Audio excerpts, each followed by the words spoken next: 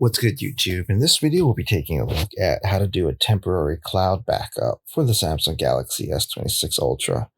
This will work for the S26 Ultra, S26, and the S26 Plus as well.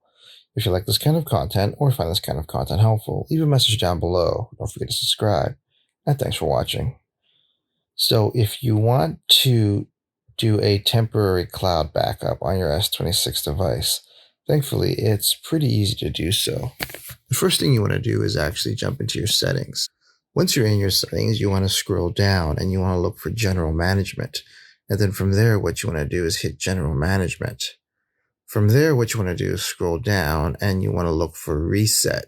And then from there, what you want to do is hit Temporary Cloud Backup. And there you have it, everyone. Just a quick tip on how to do a temporary cloud backup where you can back up to Samsung's cloud.